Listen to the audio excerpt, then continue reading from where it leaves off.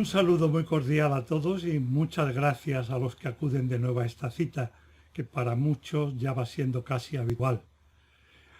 Hace aproximadamente 2 meses que tuvimos la primera cátedra en vivo, la iniciación al conocimiento del hombre, y los sentimientos que tenía entonces son casi los mismos que me embargan hoy y derivan en buena medida de las personas que sé que están participando en este evento. Si no me equivoco, hay un grupo que son personas con conocimientos filosóficos y algunos con conocimientos avanzados.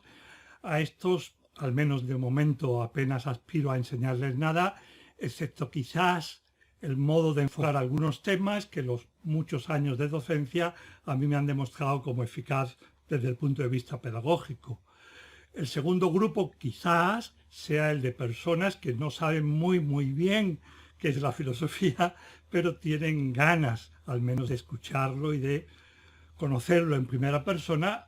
Con ellas me encantaría al menos no espantarlas y que poquito a poco se fueran incorporando a esta tercera línea.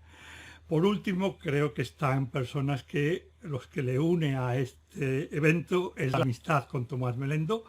que también está en los de los 2 primeros grupos, pero solo la amistad. Y con estos me siento en cierta manera más obligado y me encantaría que las reflexiones que vayamos haciendo y los diálogos que vengan después les vayan animando y descubran a través de lo que aquí hablemos y luego de sus lecturas y estudios lo apasionante que puede llegar a ser la filosofía, con la condición de que yo no lo haga demasiado mal. Con esto vamos a entrar al tema. El tema, como sabemos, es el de la libertad humana.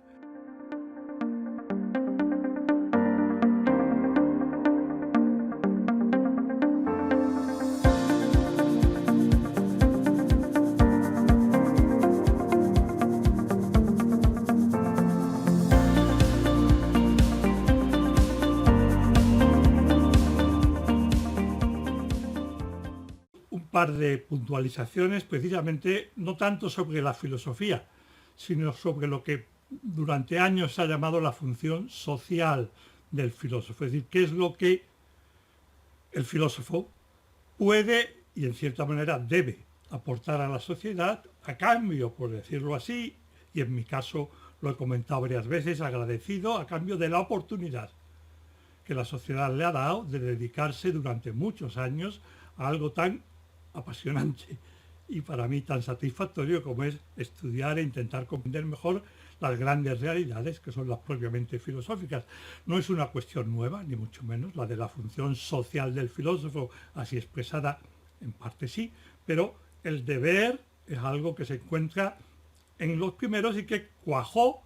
en una proposición. Como muchas de estas se trasladó al latín y quedó y se transmitió en latín, que es contemplata alis tradere. Y aquellas cosas que uno ha podido reflexionar, pensar, descubrir, finalmente, ojalá sea contemplarlas, conocerlas intuitivamente con el entendimiento, tiene uno precisamente por el hecho de que, igual que el bien, la verdad es difusiva de suyo, uno tiene el deber de transmitirla, de intentar hacerla llegar a las demás personas que no han tenido esa suerte, pero que están interesados en conocerla. En esta línea se mueven de manera diversa Aristóteles, digo de manera diversa porque aunque él es consciente de esa función de apertura y la intenta justificar en la metafísica, él era muy estricto en la admisión de las personas que podían acudir al liceo. Y siglos después, en continuidad, pero bastante más abierto, Tomás de Aquino, que incluso elabora una doctrina cuasi teológica, afirmando que la vocación a la docencia de los religiosos, entre los que él se contaba, es superior a la vocación a la contemplación, porque, y explica algo que con lo que estoy de acuerdo, porque el que explica, en concreto filosofía, y en el caso de Tomás de Aquino teología, primero tiene que realizar esa labor contemplativa, que es gozosa y como fruto de ella, aquello mismo que él ha ido viendo es lo que intenta hacer llegar a los demás. Curiosamente, Tomás de Aquino emplea un símil clásico, el de que un astro es superior cuando en lugar de lucir solo, también ilumina a planetas o a satélites, una metáfora que nos la encontramos bastantes siglos más tarde con el sello característico de otro filósofo no muy cercano a Tomás de Aquino, como es Nietzsche. Nietzsche recoge la misma idea, como decía, con su impronta muy particular, o tu gran astro, el filósofo, él en cierta manera lo era, por lo menos en los momentos de más vigor especulativo, pero lo que me importa es la segunda parte. ¿Qué sería de tu felicidad? A que los que nos dedicamos a esto disfrutamos muy a menudo, la de poder conocer más y mejor las grandes realidades. ¿Qué sería de tu felicidad sin los seres que iluminas? Una cuestión muy de fondo sobre la que estamos llegando, a la que estamos llegando desde distintas perspectivas, porque también hemos empezado a hablar de la felicidad y veremos, se ha repetido de mil maneras, que no hay más felicidad que la del intento de hacer felices a los demás. Esa es la misma idea de fondo, o sea, lo bueno en sus manifestaciones cognitivas, y entonces sería la verdad, en sus manifestaciones de gozo, y entonces sería en cierta manera la felicidad, lo bueno tiende a difundirse y uno no lo puede guardar para sí mismo, sino yendo contra la naturaleza de aquello mismo que uno conoce en este caso. Yo personalmente, lo comentaba el otro día y solo lo recuerdo, puse en marcha estas cátedras en vivo porque ahora que me he jubilado tengo la ilusión de poder hacer llegar a quienes lo deseen, puesto que esto es totalmente abierto, lo que he ido aprendiendo a lo largo de los años. Hoy lo hacemos con el tema de la libertad. El modo de filosofar, por lo menos el que yo intento llevar a cabo y me parece el más correcto, es filosofar en el momento presente, teniendo en cuenta la tradición y teniendo en cuenta sobre todo las realidades sobre las que uno versa, reflexiona y que intenta conocer. En el caso nuestro es la libertad. De la libertad en el momento actual, y hablando en términos generales, que siempre son un poco falsificadores, pero inevitables, ya que hay algo que es muy positivo y es que la libertad es profundamente apreciada, por lo menos teóricamente. Yo diría que quizás sea el valor más apreciado,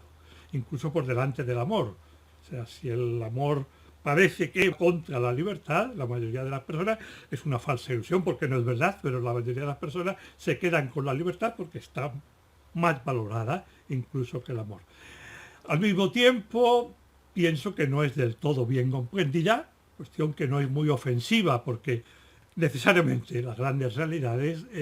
no podemos, ninguno, ni siquiera ese conjunto de seres humanos que nos vamos ayudando a lo largo de los siglos a penetrar en estas verdades, no podemos abarcarlas completamente y hay momentos de la historia en que salen a luz aspectos que a veces no habían sido vistos con anterioridad, pero se dejan de lado otros. En mi opinión, hoy la mayoría de las personas, y hablo sobre todo de la gente que vive la libertad según lo que hay en el ambiente, en la cultura, no llegan al fondo de lo que es la libertad, tampoco vitalmente, no digo especulativamente porque eso ya es para muy pocos. Por tanto, en cierta manera,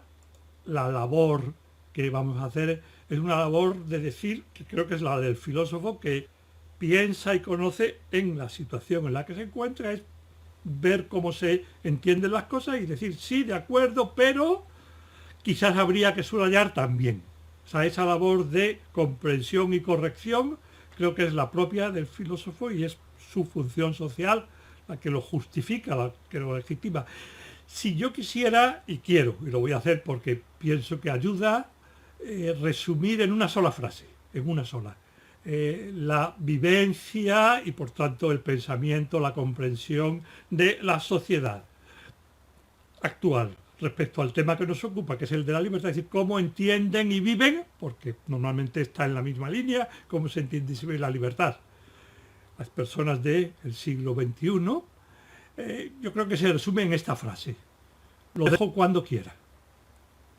Lo dejo cuando quiera, en un contexto que la gran mayoría ya lo habrá situado, porque es una frase que se repite con frecuencia en casos como estos, sin llegar al límite que he sacado muy claramente en la lámina, pero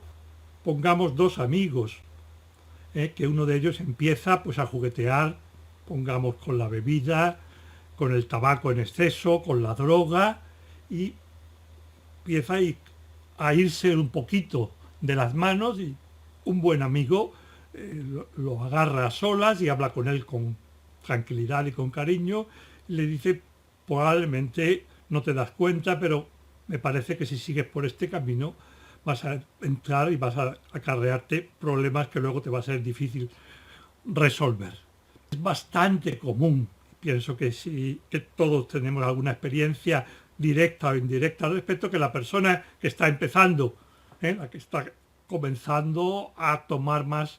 bebida de la que debería, o ha empezado a esnifar o algo parecido, le diga: no te preocupes, y sinceramente lo dice: no te preocupes porque lo dejo cuando quiera. Es algo que estoy como probando, pero en cuanto yo quiera lo dejo. Si pasan 2 o 3 meses y el protagonista, entre comillas, sigue avanzando con esas pruebas, con ese estar con amigos que le llevan, o él solo, a seguir bebiendo, y su amigo, el Pepito Grillo, bueno, en el mejor sentido de la expresión, le vuelve a recordar que no es un buen camino por el que va, es posible que ya se sienta un poquito más molesto, en buena medida porque es consciente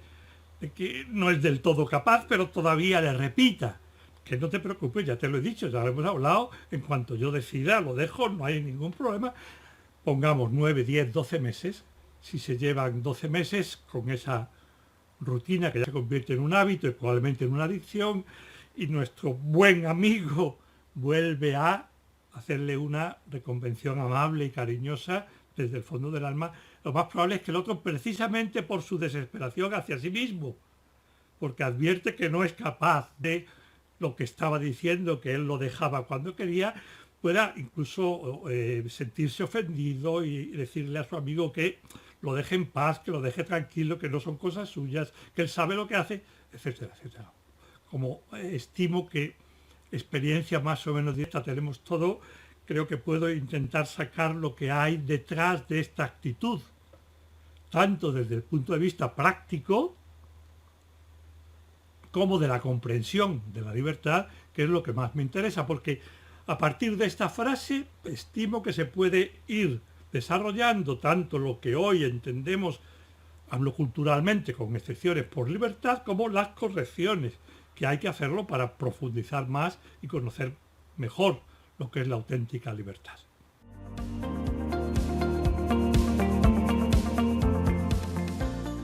Estimo que la idea poderosa, relevante, que no se puede dejar de lado, que sin embargo en esa frase "lo dejo cuando quiero" está presente, la idea es que se olvida, es que la libertad es algo dinámico y vivo. No es como una especie de depósito más o menos valioso de energía que está a disposición de cada uno, de cada ser humano, y que uno sabe que es libre, que tiene ahí la libertad y que puede echar mano de ella cuando quiera. O sea, no es algo estático, no es algo monolítico, por decirlo así, que esté a mi disposición con independencia de lo que yo haga, sino, como antes decía,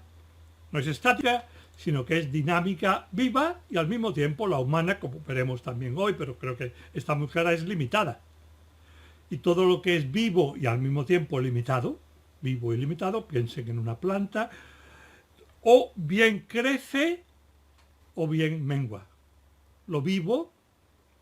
una planta, un animal, un ser humano, en todas las dimensiones, también en la de la vida intelectual, el amor mismo, o crece o mengua, no se puede conservar. Esa es una expresión que en relación a lo vivo ya trae a la mente momificación, congelación, es a ponerla en un estado que no es precisamente el de vitalidad, porque yo diría que no es solo que o crece o mengua, sino hablando de la libertad, igual que del amor, al que se puede aplicar exactamente, y creo que es muy relevante y ayuda mucho a entenderlo más a fondo. No es tanto crece o mengua, o bien es o yo la hago crecer mi libertad, la hago crecer con el buen uso de la misma, o la estoy matando. Esta idea que yo desarrollo muy habitualmente con respecto al amor. El amor es una realidad viva y hay que darse cuenta de ello y por tanto no es posible conservarlo. Y entonces o bien yo lo alimento a diario para hacerlo crecer o no es que se muera, como a veces dicen, sino que yo lo he matado por falta de la alimentación que en cierta manera yo me había comprometido a darlo, si es el caso de un matrimonio, que es en el que habitualmente se plantean estas cuestiones. La libertad humana es fácil darse cuenta que es una maravilla que debemos hacer crecer. Basta simplemente con considerar que el ejercicio de la libertad que tiene que poner por obra un chico de 3, 4, 5, 6, 7 años, cuando empieza ya a poder ejercerla, es un ejercicio relativamente sencillo, en lo que no hay en juego grandes cosas, entre otras cosas porque tiene detrás a otras personas que están avalando su modo de vivir, le ayudarán, le corregirán, le echarán una mano si se equivoca, pero en cualquier caso no tiene normalmente que tomar grandes decisiones. Sin embargo, piensen en una libertad propia de un niño de 6-7 años que no crece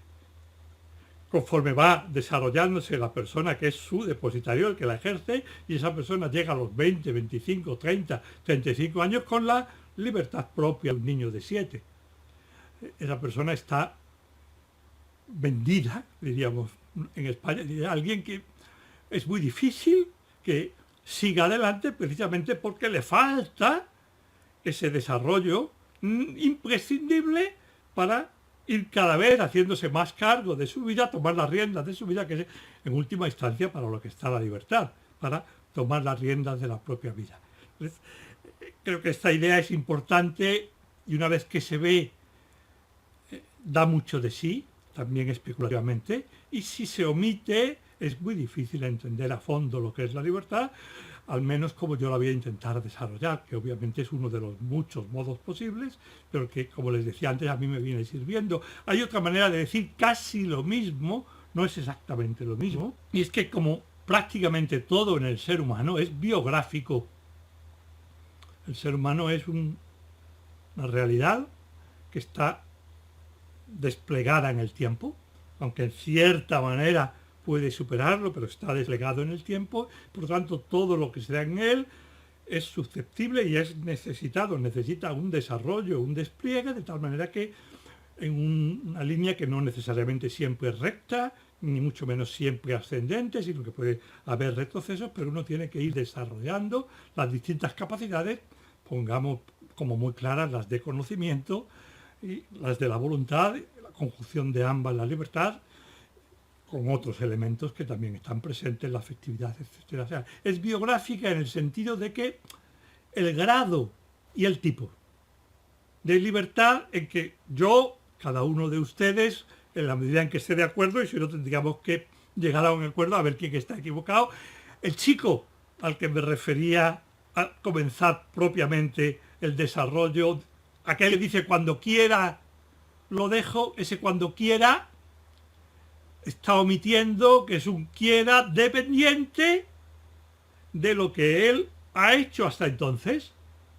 Pongamos que tiene 22, 23 años, de lo que ha hecho en 22, 23 años y de lo que haga a partir de ese momento, en particular en el caso que teníamos en relación con la bebida, las drogas, el tabaco, etcétera. De manera que la libertad se va configurando, creciendo o contraciéndose, empequeñeciéndose en unos aspectos y en otros a lo largo de toda la biografía humana y en función de cómo vayamos viviendo.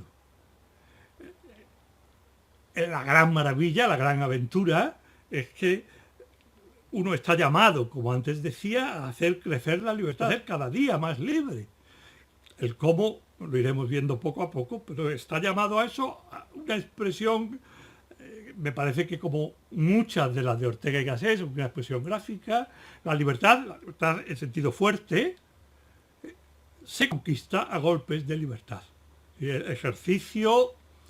adecuado, si quieren, para entendernos por ahora. El ejercicio correcto de la libertad va haciendo que yo gane en libertad, que sea más libre, mientras que si yo, o en general, saber una proporción entre el tono general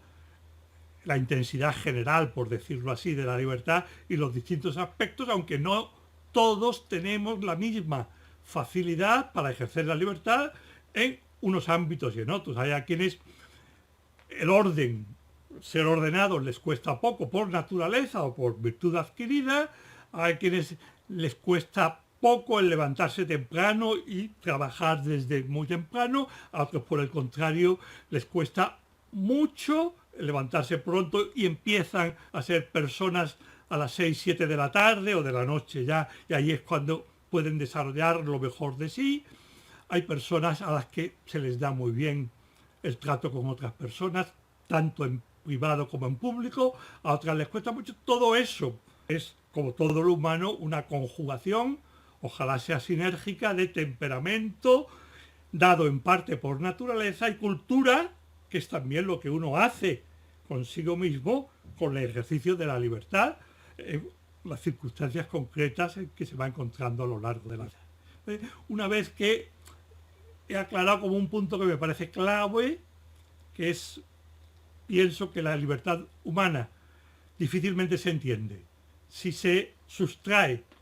este atributo fundamental, que es una realidad dinámica llamada a crecer, que por tanto no puede conservarse, sino que yo la aumento, la incremento, la potencio, o la estoy sepultando, la estoy haciendo disminuir.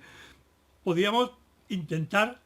ponernos de acuerdo, y como me toca a mí hablar, soy yo el que voy a dar las primeras descripciones, ponernos de acuerdo respecto a qué entiendo, grosso modo, en sentido amplio, por libertad,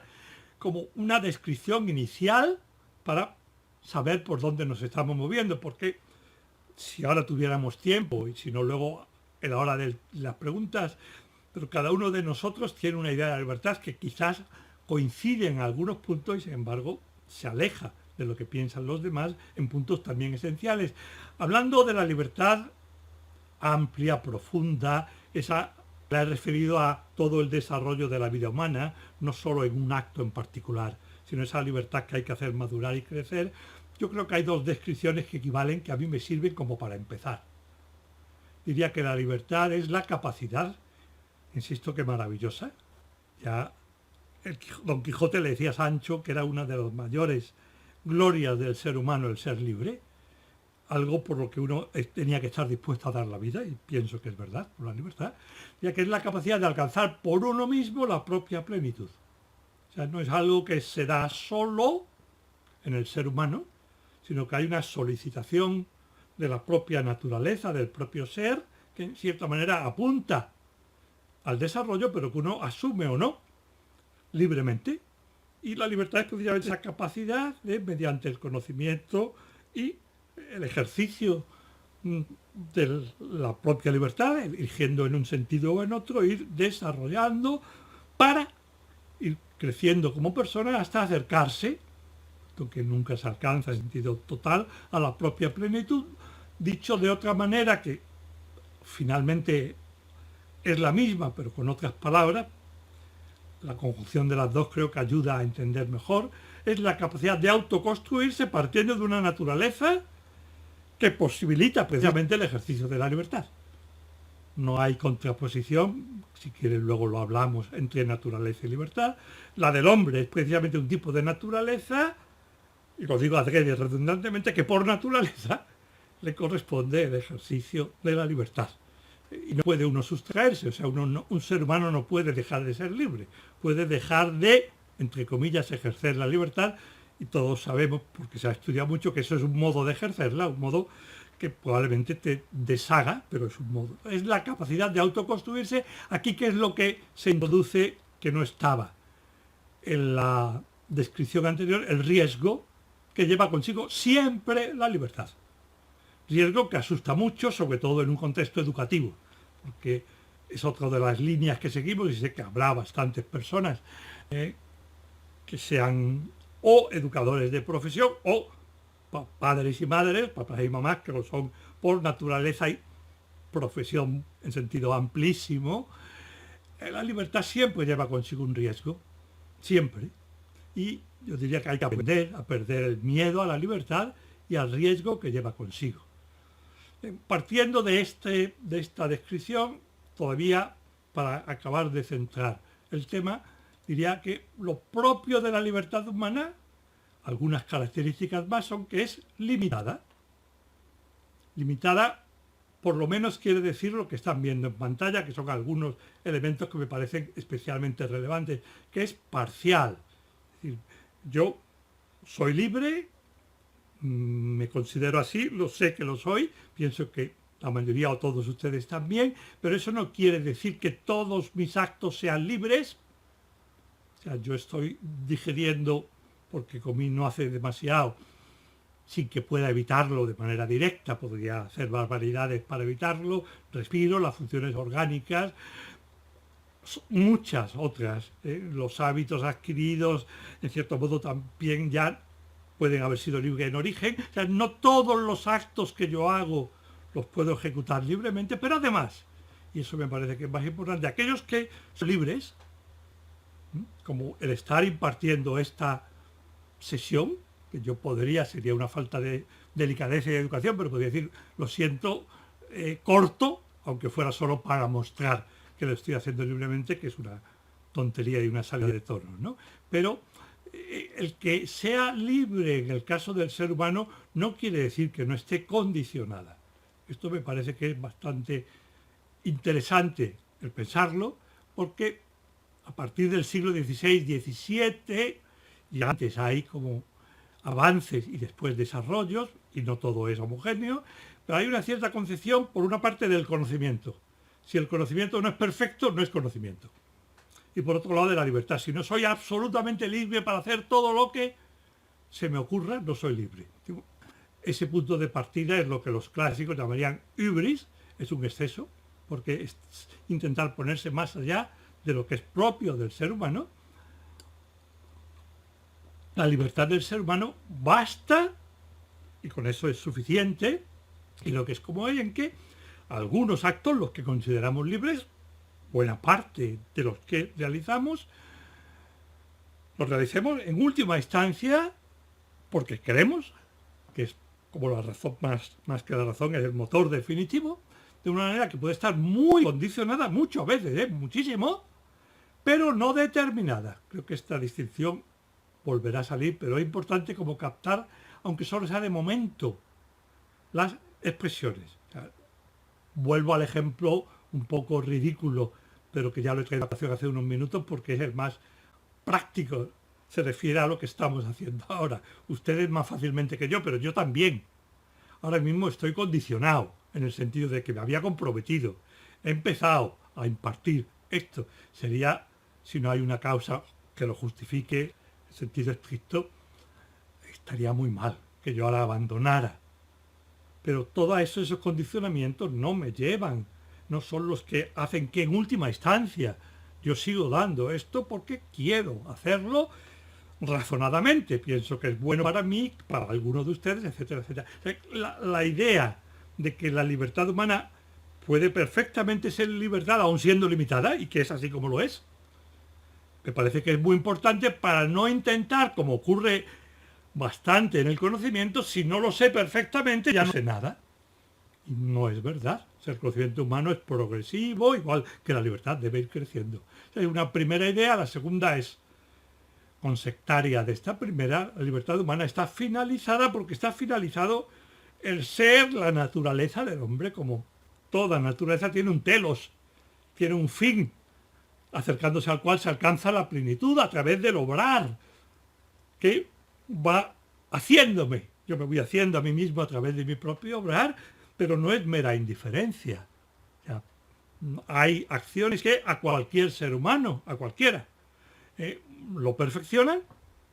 y hay otras acciones que a cualquier ser humano, también a cualquiera, reducen su categoría como persona, como ser humano.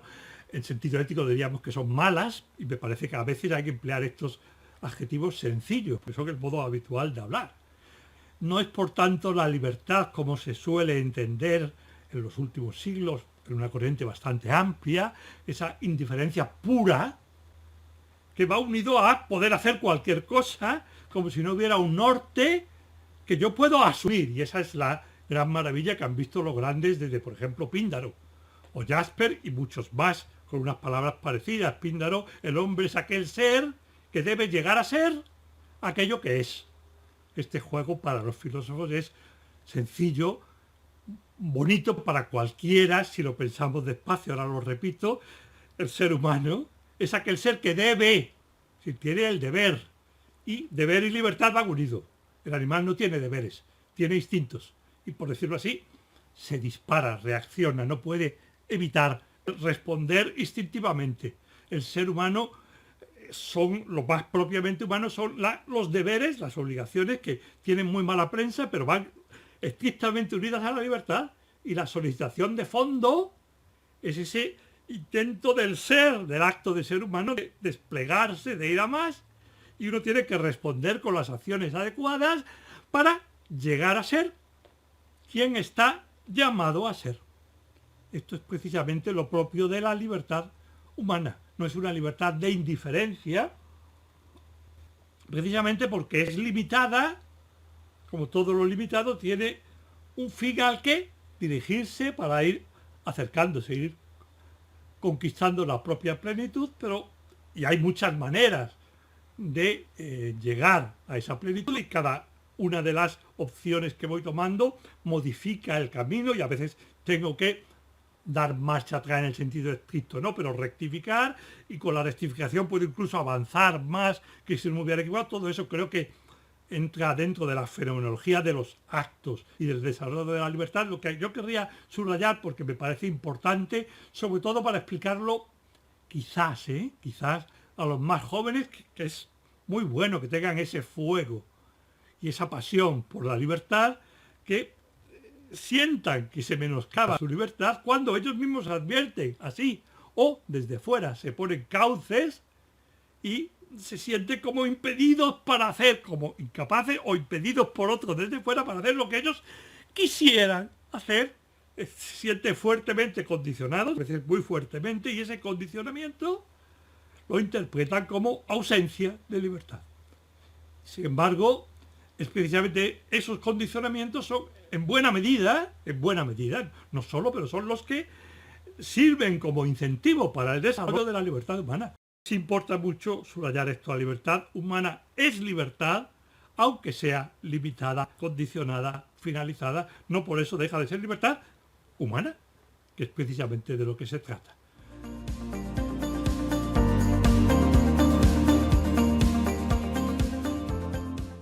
Para irnos entendiendo, y en este caminar que les decía que es un poco asumir lo que hay de positivo, intentar rectificar lo que me parece que se queda corto, yo diría que se puede establecer como 3 planos en el ejercicio de la libertad, los cuales están presentes en la manera de vivirla y de entenderla hoy día. Son planos progresivos, y ninguno de ellos, lo que voy a decir en relación con cada uno de ellos, de entrada lo que voy a decir es correcto, pero en los primeros es insuficiente. No es que yo niegue, lo iremos viendo, no es que niegue lo que enseguida iré exponiendo, sino que diré, sí, de acuerdo, pero no es suficiente, hay que dar un paso más o varios pasos más. Lo más habitual quizás hasta determinada edad, pero es plantear la libertad en el ámbito del hacer. Soy libre si puedo hacer lo que quiero. Es una expresión, ese en el plano del hacer se me ocurren, porque no hay tiempo para mayor desarrollo, me ocurren 2 maneras de plantearla, que creo que las 2 son reales. Una, que me dejen hacer. Y estos son, ahí entroncaría o encuadraría bastante de las reivindicaciones comunes, tanto de personas individuales, hijos a determinada edad, alumnos, personas que trabajan, trabajadores, colectivos respecto al gobierno, el plantear la libertad de esta manera como un que me dejen hacer. O sea, por tanto, en el plano del hacer, como antes decía, pero además como algo que me dejen. Cualquiera de ustedes podría seguir, pero me toca a mí. O sea, esto es como dimitir de la propia libertad. Porque en esa manera de plantearla, en el que estás poniendo la libertad en manos de otros, los padres, en el caso de los hijos cuando protestan, los profesores, en el caso de los alumnos, el jefe, en el caso de cualquiera de nosotros, cuando es este el planteamiento, es que no me dejan hacer, puede ser correcto, como antes decía, pero es un planteamiento pobre y dimisionario, porque no estoy cogiendo la libertad como un atributo mío que nadie me puede quitar si yo, en último término, no existo de él. Pueden limitármela mucho y voy a lo que hay de positivo en esta afirmación. Si yo libremente he decidido algo que es legítimo y que yo podría hacer y no hago daño a nadie, sino ya no sería legítimo, y no me dejan hacerlo, están lesionando mi libertad, ciertamente. Pero plantear la libertad ahí es plantearla en un nivel muy periférico que supone bastantes elementos que van antes y que son más radicalmente constitutivos de lo que es la libertad humana. Por tanto, en resumen, el que me dejen hacer sí sería un requisito último para el ejercicio de la libertad. Insisto, si lo anterior, la elección es de lo legítimo, etcétera, pero no es donde se sitúa primariamente la libertad en que me dejen hacer, ni tampoco en este otro planteamiento que también está en el plano del hacer, que es ese poder hacer sin que nadie interfiera con mis decisiones, con mis elecciones. Es algo parecido. El primero es más pobre, porque es como la mera rabieta, aunque pueda adoptar formas mucho más profundas, pero es en cierta manera la rabieta de quien no es capaz de darse cuenta que el último reducto y el fundamento primero de su propia libertad está en sus manos y que es a él a quien le toca desarrollarle, que podrán ponerle muchos impedimentos, pero la libertad más radical es ese, como cuando Juan Ramón Jiménez afirma, no me podrán quitar el dolorido sentir. O sea, la libertad más profunda y fundamental no me la pueden quitar en sentido estricto, pueden ponerle muchos impedimentos. El poder hacer, tanto como el que me dejen hacer, son insuficientes y pienso que gráficamente esa insuficiencia se puede ver en cuanto que completemos las dos frases, que se suelen completar con lo mismo. Que me dejen hacer lo que quiero, que yo pueda hacer lo que quiero. Esa es la reivindicación completa. Yo no soy libre porque no me dejan hacer lo que yo quiero. No soy libre porque no puedo hacer lo que yo quiero. Y yo ahí, en ese planteamiento, y de manera un poco dialéctica para ayudar a ustedes, y en su caso lo haría con mucha más amabilidad y más tacto a la persona que me plantea su libertad así, pero tú realmente quieres lo que piensas que quieres hacer. Hay un querer real, hay un acto de voluntad real en virtud del cual tú estás realmente eligiendo, queriendo aquello que no te dejan, o es más bien una ilusión, una apariencia de que tú estás queriendo cuando realmente ahí sí que hay unos condicionamientos tan fuertes que tú piensas que quieres hacer algo, pero realmente no lo estás queriendo porque hay un impedimento mucho más de fondo que el que se sitúa en el plano del hacer, que es el que incide de manera más directa, y hay muchos modos, algunos muy buscados y de una manera que es impropia, incluso ilegítima, no solo ilegal, sino moralmente ilícita. Hay muchos modos de influir en las personas para que aparentemente quieran y por tanto ni siquiera se den cuenta a veces y no puedan protestar y tengan la impresión de que son libres haciendo, eligiendo lo que otros les están dictando. He puesto un ejemplo y pido perdón porque puede parecer ofensivo, pero es el de la moda en general. Las modas, y no solo la del vestir, sino en general las modas, es algo que especialmente me levanta un sarpullido enorme. O sea, porque todo lo que sea masificación a mí me duele. Saben la mayoría que tengo 7 hijos, y alguna vez Lourdes intentó cuando eran pequeñitos algo que era muy común entonces en España, que es vestirlo a todos casi igual. Y yo le decía, por favor, Lourdes, no me hagas esto, no me hagas esto, ¿no? O sea, cada uno es él, y yo déjalo que cada uno vistan como más o menos quiera, tú intenta, pero todo lo que, porque creo que es muy profundo, todo lo que sea unificar, homogeneizar, masificar al ser humano. Estoy poniendo un ejemplo relativamente externo, pero entremos a lo que es la masificación de la información, del pensamiento, de las elecciones. O sea, hasta qué punto es libre la persona que se despierta a medianoche para ver en el celular si tiene más o menos me gusta. Hasta qué punto lo es la persona que está incómoda, que no se siente a gusto porque ha salido un nuevo modelo de iPad, de auto, de chaqueta, y él todavía o ella todavía no lo tiene. ¿Hasta qué punto se puede decir que esa persona está eligiendo libremente, aunque pueda hacer y le dejen hacer lo que él o ella advierte y piensa que es fruto de su elección? Pero realmente no ha habido ahí propiamente elección, porque sin darse cuenta está no solo condicionado, sino determinado. El límite muchas veces es difícil y depende bastante de lo que uno se deje llevar o no, por algo exterior a él, que puede ser más o menos anónimo y que puede ser más o menos pretendido o no pretendido, pero que en cualquier caso le está negando,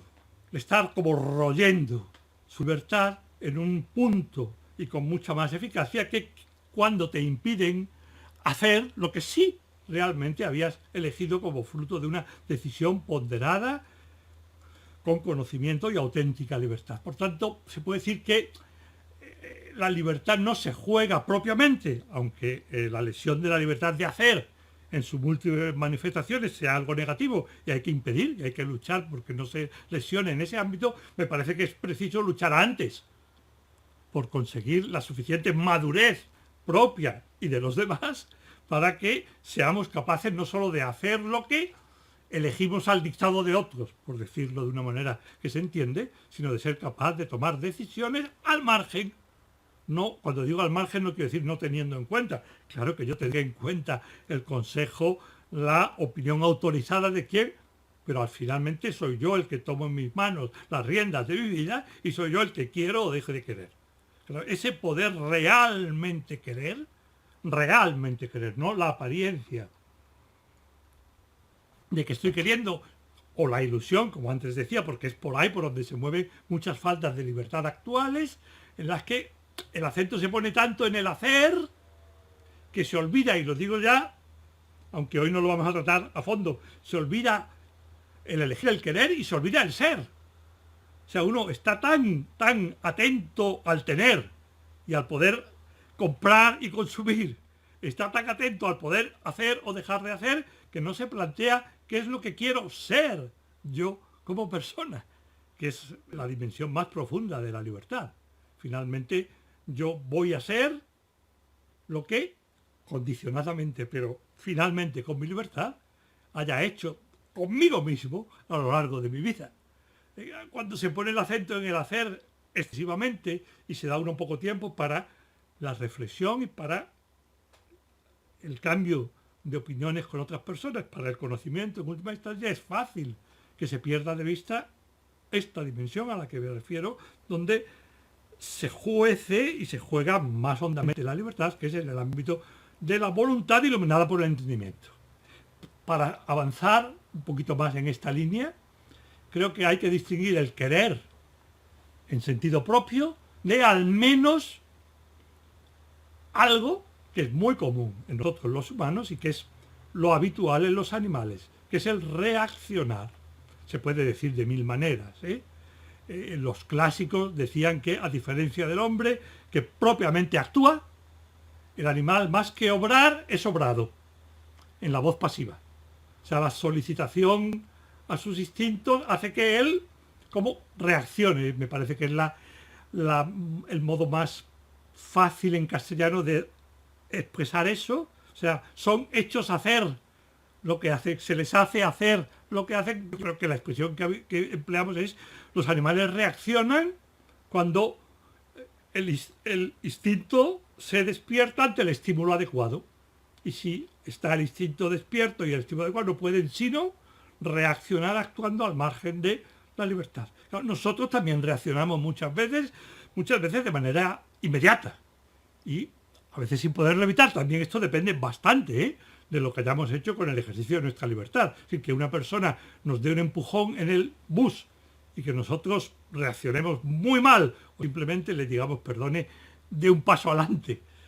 eso depende mucho del dominio que tengamos, también del temperamento, pero del ejercicio de nuestra propia libertad. Reaccionamos a veces ante una presunta mala mirada, ante una noticia, ante algo que se refiere a nuestra fama o nuestra honra. Hay un primer movimiento que puede ser reactivo, que puede ser no solo de los ejemplos que he puesto, sino de aquellos hábitos adquiridos a los que antes me refería, como por ejemplo el no poder prescindir del celular, que es quizás el ejemplo más tópico y al que no quiero volver porque es como muy obvio. Nosotros nos hemos hecho dependientes, igual que es muy fácil de ver en el ámbito del tener, que es un modo del hacer y que no lo quiero tratar temáticamente para no alargarlo, ¿no? O sea, es muy distinto la persona que posee cosas,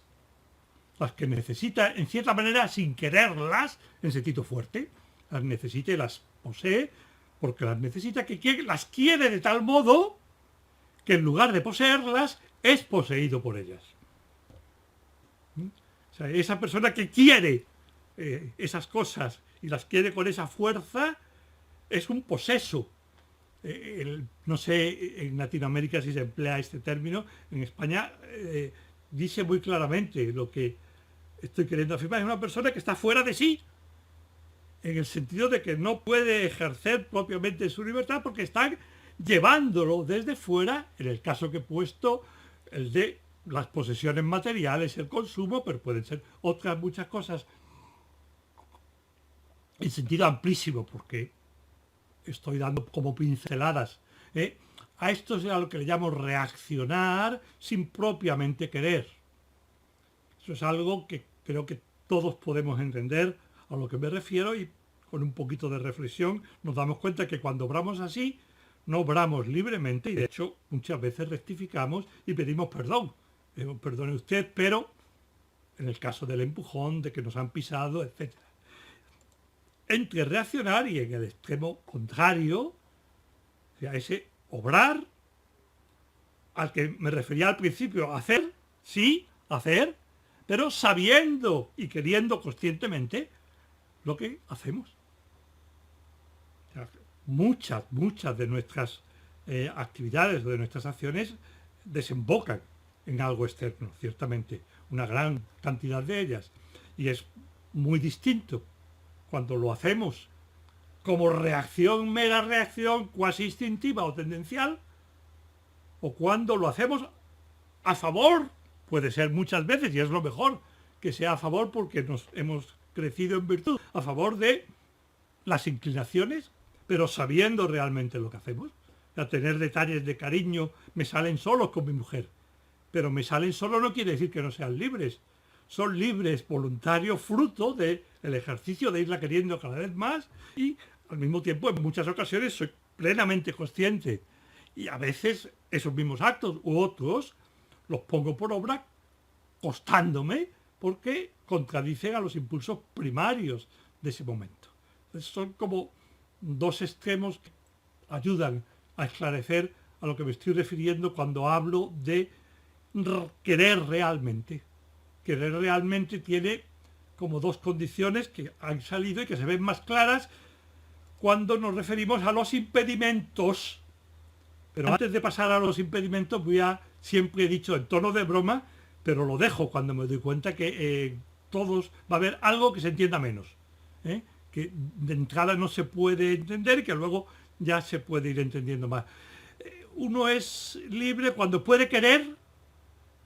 lo que querría, y ese lo que querría lo dejo ahí, porque por ahí va. Puede querer lo que querría si supiera todo lo que debo, todo lo que necesito saber para esa decisión que he tomado. A veces a mis alumnos le ponía un ejemplo tonto, pero que ha ocurrido alguna vez. O sea, el fin de semana, un chico le dice a un amigo suyo: oye, el sábado por la noche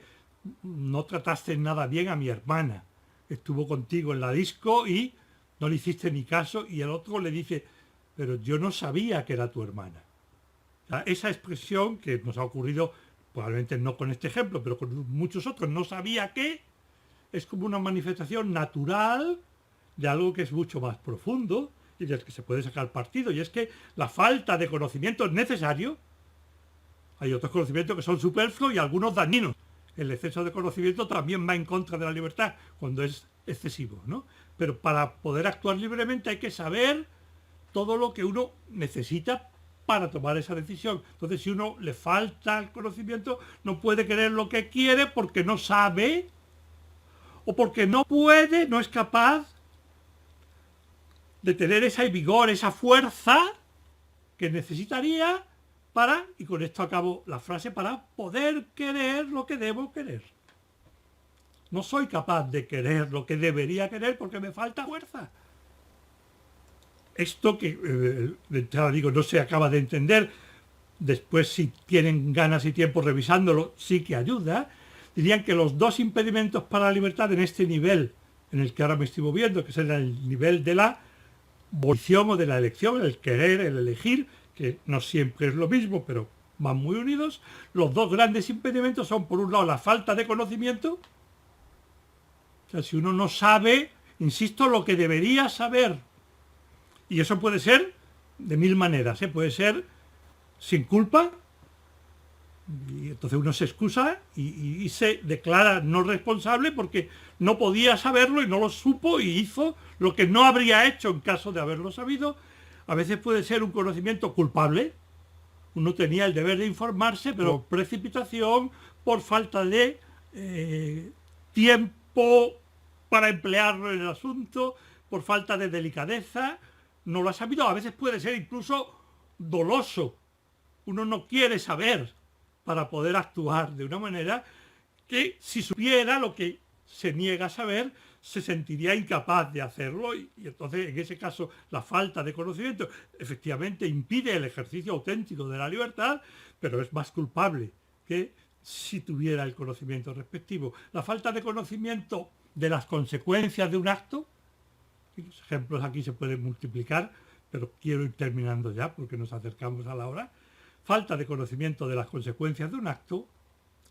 o falta de conocimiento de las alternativas. Pongo normalmente ejemplos sencillos de mis alumnos y este de las alternativas es como muy obvio. Si yo a la hora de elegir cualquier cosa, primero lo planteo en general, solo me dan una opción, habiendo otras que también estarían a mi disposición y de las que no me informan y lo hacen en cierta manera porque quieren llevarme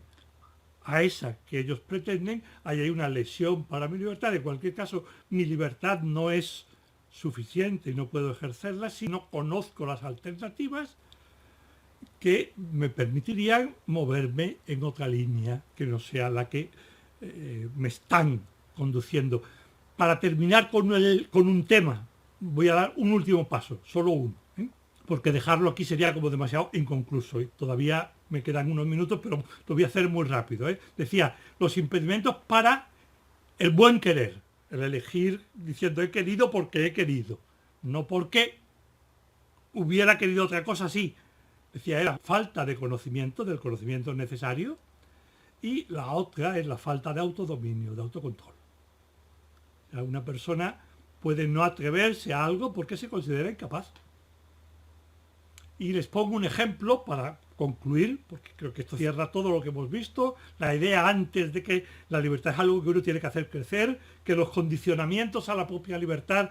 en el caso del ser humano, son muchas veces el incentivo para desarrollarla. Vamos a poner un caso hipotético para cerrar con un ejemplo, igual que empezaba con un ejemplo, lo dejo cuando quiero, es una hipótesis que no puede ser real, pero como ejemplo vale. Supongamos dos chicos o chicas, a punto de tener que elegir carrera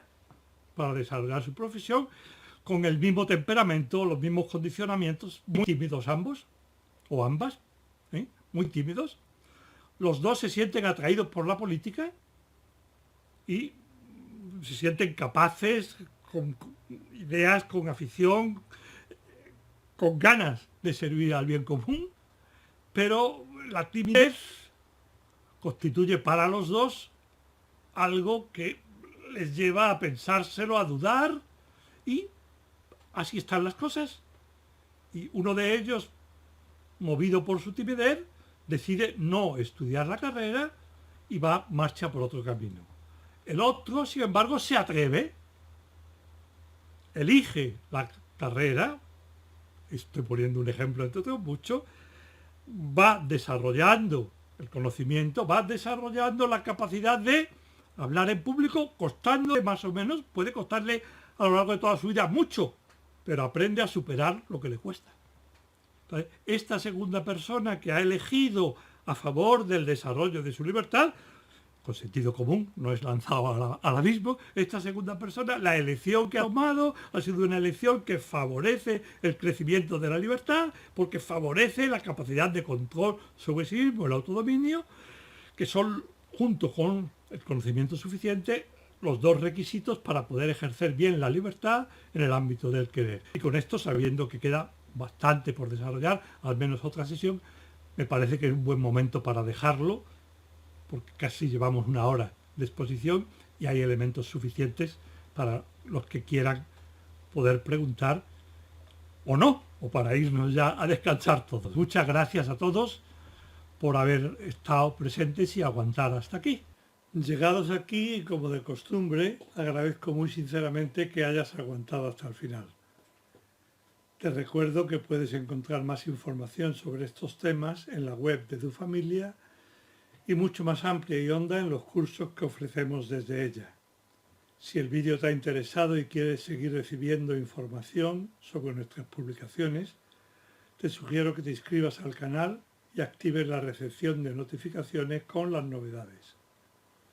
Y ya puesto, si te parece, podrías darle al like, así nos ayudas a llegar a más personas e incluso compartir el vídeo con algunos de tus amigos. De nuevo, gracias y un gran abrazo.